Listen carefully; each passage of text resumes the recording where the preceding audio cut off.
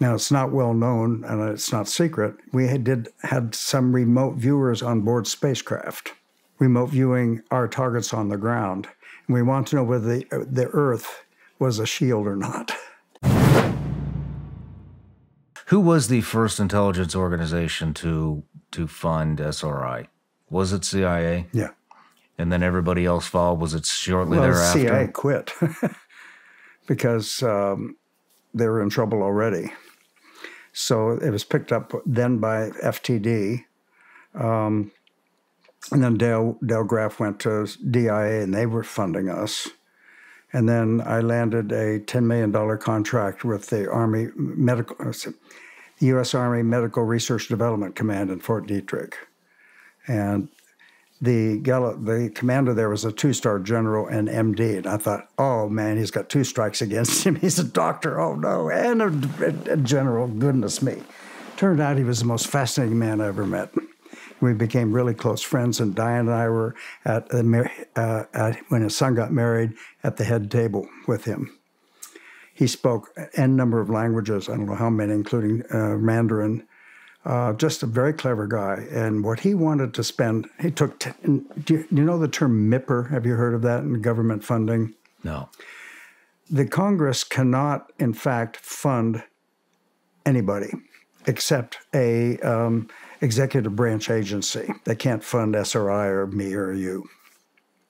So they have to send the money, called MIPR the money, to some other organization. So that's how we got most of our money that way, via Congress directly. But Gary Ratman took $10 million out of his own department funding, not money coming from Congress, to figure out how does this stuff work. And he was the first one to say, we are doing research here to figure out how this worked. Now, it's not well known and it's not secret. We had some remote viewers on board Spacecraft, remote viewing our targets on the ground. And we want to know whether the Earth was a shield or not. It was not. You put remote viewers in space. We didn't. Gary Ratman did. Our job was just to run the experiment on the ground. Let's talk about that. No, let's not, because I don't know any more about it than what I just told you. It's not written up at the CIA anywhere. Okay. All right. Not because it's secret. It's just one of those things you try and see what happened. How about daily life at SRI? What were you guys doing on a daily basis? Having lots of fun. Because we had special clearances that most of the other people at SRI did not have. And we had one whole wing of the building, second floor, and cipher-locked doors at each end. That meant behind those doors, we could do stuff that no one else could do at SRI. Like when we had birthday parties, we had wine and cake and all kinds of good stuff.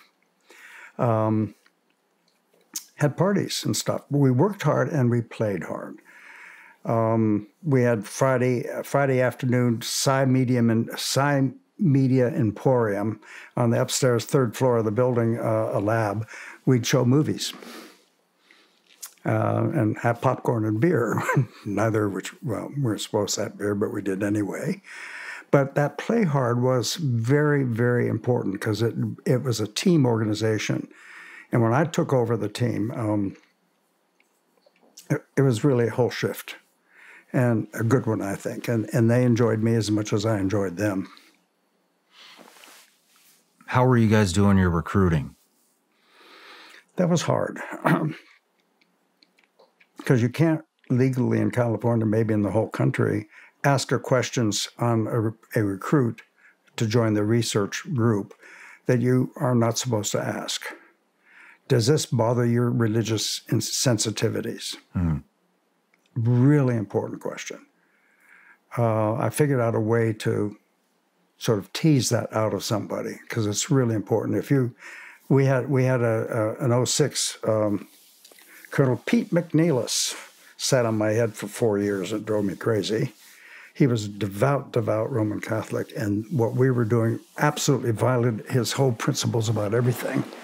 And it just caused us just a huge amount of grief. How would you recruit your subjects, such as people like that's Joe? A different story. The Army and Fort Meade, the big question is, how can we get more psychic intelligence officers? And today we still don't have, in fact, the folks down in Brazil are asking that same question. We have psychologists looking at every sort of personality factors, doesn't matter. Health factors, yeah, it plays a role. Genetics factors, we don't know. But none of the normal tests of skill of any kind, external skill, the only thing we can do to find who's good at it is to have a room full of people try it and do it 2 levels. Pick the 10% best people in the room, have them come in one at a time for 8 sessions, and then decide whether they're any good or not. And when we did that, with as much as 600 people over time, 1% of them performed excellently under laboratory conditions. And that's frustrating. And that's why we're hoping in Brazil, if we get a neurological signal in an MRI, that's much better to find people. Mm-hmm. Mm-hmm. So you went through 600 subjects. They were in groups. For example, 2 alumni groups from Stanford, a group from Mensa. And they were pissed off that the Stanford group beat them, which I predicted would be the case. Mensa people too much in their heads. The U.S. Geological Survey group, which was right around the corner. And a couple, SRI itself. In fact, it was really interesting. SRI has its own internet system. And so I started asking, we're going to have a brown bag lunch. We're going to do some remote viewing. And one guy, I've forgotten his name now, just went ballistic. We thought we got rid of those morons, this fraudulent nonsense bullshit. Why are we doing this? Blah, blah, blah. Well, we had 50 people from SRI sitting in the room. And this guy was in the front row like this. Oh, boy. He did the best in the room. This can't be real, but okay, come on, we're going to do our 8 sessions on you. He scored beautifully, and we're still good friends. He says, I think I can fake it. No, I'm sorry, you're screwed with it. You have this ability, my friend. Own it. Out of 600 people, we got 6 subjects. That's 1%. 1%, yeah.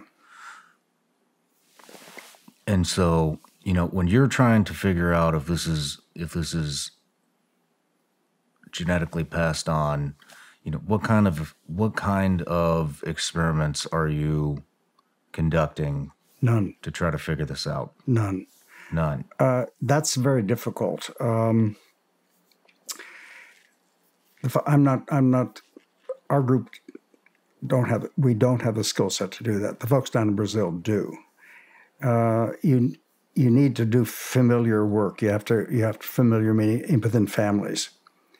And we have a couple of data points that suggest, like Angela Ford is an identical twin, and I had the pleasure of working with her identical twin.